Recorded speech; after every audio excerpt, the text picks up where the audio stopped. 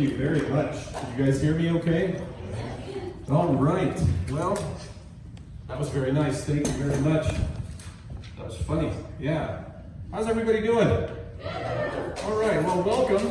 I've been doing this for a number of years. I must not be very good at it yet because I'm playing the Lander Library. But, no, this is actually fun. It's a lot of fun. You guys doing okay? Yeah. Yeah. Are you married? Yes. Yeah. How long have you been married? 6 years. How long? 6 years. 6 years. You guys look so young. We are 6 years old. What's that? I was going to say, where'd you have your reception? Chuck E. Cheese? Yeah. So yeah, I've been in this room before. I'll get to that in just a second. But I do like playing Lander. I used to go down to Tony's Pizza and do that once a month with my good friend Vince and Adam Kirkpatrick and Micah Wyatt. And they closed down, so I thought I'm not going to get a chance to do this anymore. But thank you very much for having me. So I'm not from Lander. I'm from Riverton, and most people aren't. They're not surprised when I tell them I'm not from Lander because they can just look at me and tell. I went to this, because Lander's kind of trendy, and I'm not. Even the homeless people won't give me the time of day. But so I went to this coffee place down the street, and barista makes my coffee, and he says, "Are you okay?" And I said, "Yeah, I'm fine, thanks." And I went to my table, and I'm reading the newspaper, waiting for my coffee. He brings me my coffee, and he says, "Are you sure you're okay?" And I said, "Yeah, I'm fine. Why would you ask?" He said, "Well, because I'm looking around, and I don't see your backpack anywhere." I said, "Oh, yeah, okay, well, that's, I said, I'm not from here. I'm from Riverton, where we have pockets." So, but I don't, people have a hard time believing that I'm from Riverton, too, because I don't do the things that people in Riverton do. For one thing, I don't back my car into all my parking spaces. And for another thing, I don't have a four-wheeler in the back of my vehicle either. I mean, it's kind of bad to have, you have no faith in your vehicle that you have to carry a spare in the back. And have you noticed they're all Fords? I have to go out in the parking lot every time I tell that joke. If they're all Chevys, then I can say Ford. So yeah, I'm married too. I've been married for 12 years in September. My wife, Amy, is a dental hygienist, and we have a house in Riverton. And I remember when we first got married, we were, typical newlywed couple. We were so in love with each other, and holding hands, and kissing in public places and all that stuff. And but this was the first time that I got a little suspicious of her.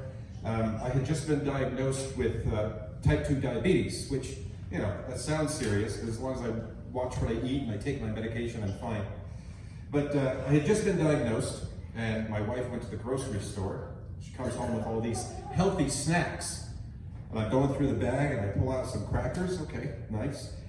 Pull out some cheese. Oh, okay, nice. And then I pull out turkey pepperoni. I must have had a look on my face or something, because she said, "You don't like turkey pepperoni." I said, No, I do. I mean, I wouldn't buy it for myself, but I mean, you thought enough about me to get me turkey pepperoni, so yeah, I'll find the time to eat it eventually. But I thanked her for being so thoughtful. And then she was in the kitchen a little while later messing around, and she tripped, and she hit her head on the counter, and she, there was a little cut under her eye, and "Are you okay?" And "Yeah, I'm fine." Her eye was kind of watering a little bit. I said, "I'll take you to the hospital." "No, I'm fine. It's no big deal." Well, about an hour later, it swelled up under here, and it was bruising, and her eye was almost closed all the way shut. And then my fiery redhead of a mother-in-law comes over a little while later, and she's talking to Amy for about 5 minutes before she notices her black eye. She goes, "What happened to your eye?" Without missing a beat, my wife said, "Ron doesn't like turkey pepperoni, but he only had to tell me once." It was at that instant that I felt 100 ghosts walk across my grave when I got that icy stare from my mother-in-law. I was like, don't tell your mother that, she's gonna kill me. And she still stares at me whenever I bring that up. So, but yeah, I love my wife very much. I do get worried sometimes because one of her favorite things is she likes to watch true crime stories. And these stories about where a woman kills her husband because he was abusive, or a woman kills her husband for the insurance, or kills her husband because he didn't like her meatloaf or whatever. And I didn't really worry about that until I came home one day and she was watching one of those shows, but she was taking notes. So I sleep with one eye open. So yeah, I appreciate you being a pastor. This is something that you that might interest you. I was coming into town in my heck, is it Porsche or Porsche? Anyway, I was coming here in my Toyota, and I came across this car in front of me from out of state. Had a bumper sticker that said, "Honk if you love Jesus." I thought, this is a heck of a time to realize my horn doesn't work. So, the guy's looking at me, and I'm like, hey, it doesn't work. I'm trying. So then he shakes his head and he drives off. So now I got to get my car fixed. I got to drive to Wisconsin and find this guy and then honk my horn. See? It works. I love Jesus.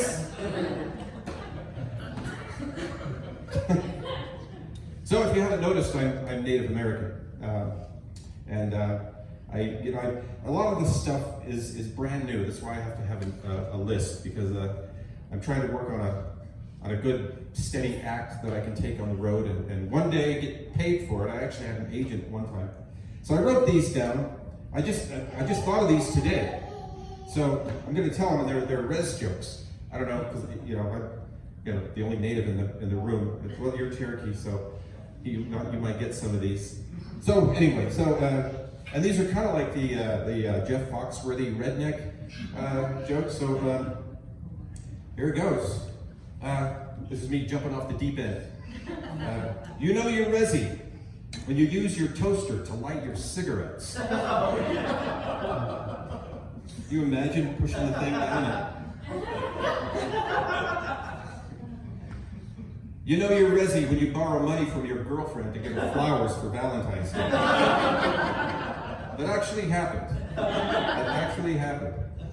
Actually, I do know a guy that borrowed money from his girlfriend to get flowers for his other girlfriend. She found out about it, and I don't know what happened. I never heard from him again. So. You know you're resi when you run into your ex at Safeway, and you meet her 6-month-old, and you say to him, "I was almost your dad."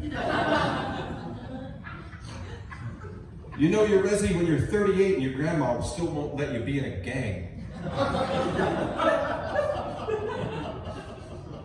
You know you're resi when you can hear kids playing and the TV going inside, but as soon as you knock on the door, you hear somebody, "Shut up!"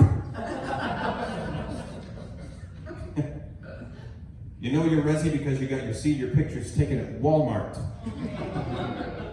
They were pretty good too. I got a pretty good deal on that package. So the res cops pulled me over the other day. It's kind of embarrassing. Pulled me over and they were asking me if I had any drugs in the car. And I said, "No, I got some Tylenol here." So they got the dog sniffing around my car, and the cop says to me, he says, "Well, my dog tells me that you're on drugs." And I said, "I'm on drugs? You're the one talking to a dog."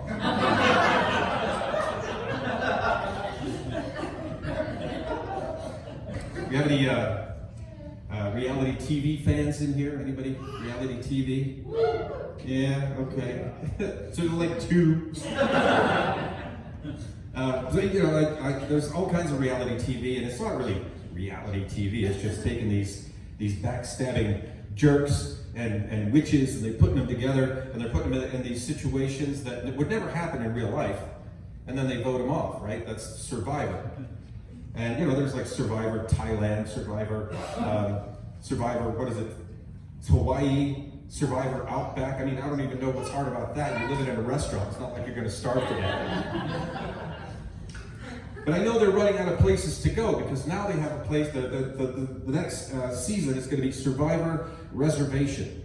And they're going to have the same backstabbing jerks and witches, and they're going to put them on the reservation, and there's going to be one Indian guy, one native.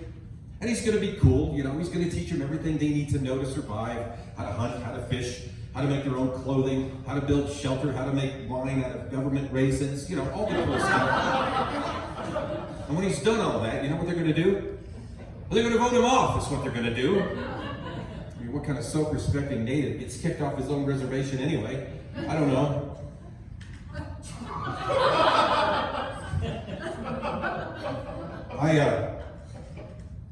I was on the reservation just the other day. I was on my way to the powwow. And I came across this guy. He was half Jewish and half Arapaho. I don't know if you've ever encountered anybody like that, but it's a very interesting character.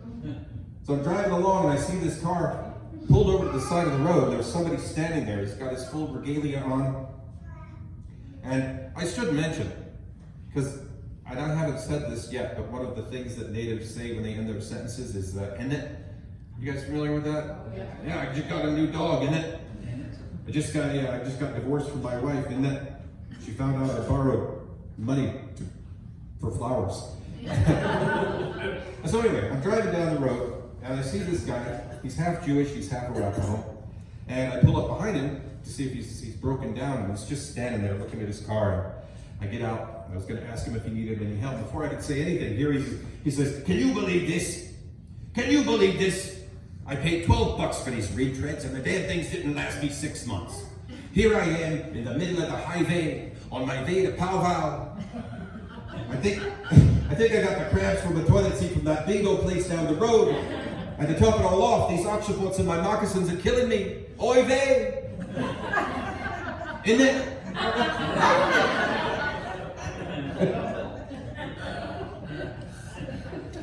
I read a story today, and this is a little bit disconcerting. I read that COVID is coming back, and I don't know how you guys feel about that, but I've had it, I think, 3 times. I wore the masks and everything, and I was vaccinated and everything, and, you know, I mean, it really doesn't bother me however you think, but, you know, I take precautions because I have kids, and plus I'm a teacher, so I have to be healthy for all my students, but So when it first came out, you know, they said, "You got to social distance." And I was like, "Oh, no, I didn't really know how to do that." What I did was I ended up loaning money to all of my friends and relatives, and I haven't seen them since. So there's a nice tip for you. But I got into a discussion with this woman in Riverton, and this kind of reflects the intellect of a lot of people in Riverton. Is she was an anti-vaxxer. And she wasn't going to get her kids vaccinated at all. And I said, well, and I don't know if it was ever mandatory. I don't think it was it? I don't remember. I've been trying to forget that, actually. But I said, so do your kids go to public school? And she said, yeah. I said, well, in order for your kids to go to public school, they have to be vaccinated. It's mandated. She goes, yeah, but those are for diseases, not for viruses. I know, I'll let that one soak in for a second. At first I thought she was kidding, and she kept looking at me with this blank stare. Oh, you were serious about that. Okay, yeah. Okay. I don't know. So before I go, I thought I might tell you guys, there was one other story I wanted to tell you. When I was in here the last time, there was a book signing for a woman named Sarah Wiles. Are you familiar with, do you know her? She lives here in town. But she wrote these 2 really big, beautiful books on the Arapaho tribe. And I was honored and humbled that she put me in both of them. And for the second one, she had a several-page spread of some photos of me doing a peace march that I used to do in Riverton. And so she invited me here. I was in this room, and it's all these people, natives and non-natives. And so I came up and I said hello, and she said, now, at 7 o'clock, can you please introduce me? And I said, yeah, I'd be honored. So I come up here and I'm speaking to the crowd, and I said, thank you all for coming. It's nice to see native and non-native people coming together for something that's, you know, so remarkable and so beautiful and so important. And I don't know what else I said, but it was, you know, eloquent, I guess. And so afterwards, I went back and I sat down, and then my portion of the book came up, so I got to speak about the peace march that we did. And then afterwards, this little old lady comes up to me, and she grabs me by the hand, she's shaking my hand, and she said, "That was a beautiful speech that you gave." And I said, "Thank you very much. That was wonderful. That was so, I mean, it was like so well thought out." And I said, "Well, I was just kind of making it up as I went along." And then she said, "Well, I want to tell you something." She's shaking my hand. And I said, "Okay, go ahead." She goes, "Well, I'm afraid it might be a little offensive." I said, "No, you seem like a very nice person. I'm sure you wouldn't purposely offend me. Just go ahead and tell me what's on your mind." She said, "Okay." As she's shaking my hand, "You're the most articulate Indian I have ever encountered." And I thought, I said you couldn't offend me. That was pretty offensive. I found myself squeezing just a little bit tighter as I'm saying, "Thank you very much." And then she was hanging on to every word. It was like she was amazed that I could barely put two words together. And she said, "So what do you do for a living?" And I said, "I'm a teacher." "Oh, you're a teacher. You went to college?" And I said, "Yeah, I went to college." "And you graduated?" And I said, "Yeah, I graduated with a 3.75 blood alcohol." And it just went, she kept digging herself deeper and deeper into this hole, and I finally had to end it. And I was nice, I was gracious. And then, but I know she didn't mean to, but it's a lot of, I get a lot of that, and so anyway. So I would like to end with a couple of jokes that you can take home with you, if you would like. So there was a wagon train coming through this area years and years ago. There was a ridge on both sides of the wagon train, and the wagon master had his shotgun and he had his rifle, and he's looking up on both sides, and he's getting a little bit nervous because it's all quiet. And pretty soon he sees 1, 2, 3, 4 Arapahoes and Shoshones gathering on both sides at the top of the ridge, and this wagon master keeps kind of whispering back, "Tell everybody to remain calm, just keep going, don't slow down. There's a clearing right up ahead." So they keep going. More and more natives are showing up on both sides.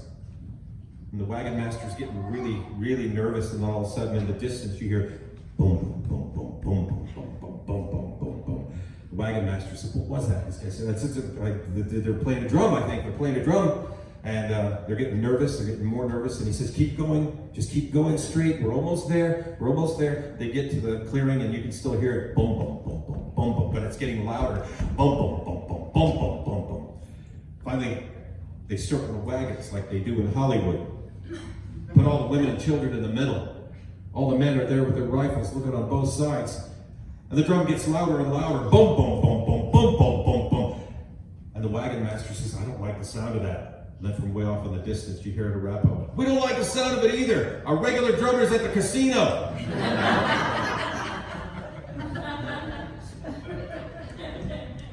Do I have any Catholics in here? We have 2 Catholics. Wow, we're persecuted people now. We're victims now. So I don't know. Years ago, I decided I was going to become a monk, so I went to a monastery, and it was the kind of a monastery where you couldn't speak. You could only speak 2 words every 10 years. So I got there, spent my first 10 years, and the bishop came up to me, and after 10 years, he goes, "What 2 words would you like to speak?" And I said, "I'm hungry." He said, "Okay." So he arranged for extra rations to be sent to my table every night for dinner. And for 10 years, I ate really well, but I didn't speak. The next 10 years comes along, the bishop says, "What 2 words would you like to speak?" And I said, "I'm cold." And the bishop said, "Okay." So he arranged for me to have an extra blanket on my bed for at night. And I was happy. For 10 years, I ate well, I was nice and warm. And the next 10 years go by, he says, "What 2 words would you like to say this time?" And I said, "Want to leave." And the bishop said, "Well, that doesn't surprise me. All you've done is complain since you got here." All right. Well, that's going to be it for me, ladies and gentlemen. Thank you. You've been a great audience. Congratulations on your marriage, by the way. Our next guy is a very good friend of mine. We've been doing comedy together probably 7 or 8 years, 6 years? I don't know. Time flies when you're having fun. But he's a reporter for County 10. He works for KDLY, Yeah, sure. Yeah, okay. Some radio station. But I would like to bring up my good friend Vince Tropea, ladies and gentlemen.